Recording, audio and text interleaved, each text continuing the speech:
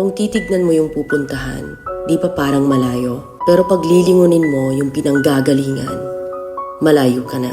Hindi mo malalaman kung hindi ka susubok. Ang buhay ay isang malaking sugal. Kung lagi kang takot sumugal sa isang bagay dahil takot kang mawalan, mauubos lang kung anong meron ka. Kung hindi ka mawawalan, hindi ka rin magkakaroon. Kung ano man ang mga desisyon mo ngayon, yun ang magiging buhay mo bukas. Lakasan mo lang yung loob mo. Dahil ang mundong to, aapakan lang ang mga mahihina. Ibangon mo palagi ang sarili mo. Balang araw, magugulat ka na lang na ang layo na pala ng narating mo.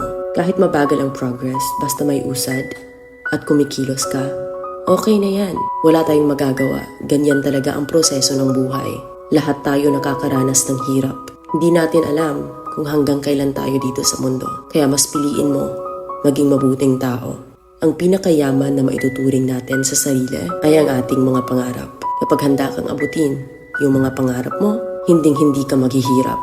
Kung lagi kang may pinagdaanan sa buhay or pagsubok, pruweba lang yan na isa kang magiting na sundalo. Sa mga pagsubok, diyan ka aangat, diyan ka babaguhin. Yung tatag mo kung paano ka mag-ayos ng problema.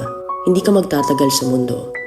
Lubos-lubusin mo na. Gawin mo yung mga bagay na handang iangat ang sarili mo. Huwag mong isipin yung mga sinasabi ng iba at huwag na huwag kang panghihinaan ng loob dahil lahat ng tao ay may iba't ibang desisyon at iba't ibang sitwasyon. Huwag ka lang mawala ng pag-asa. Hindi mo naman kailangan madaliin lahat. May proseso ang bawat ganap mo sa buhay.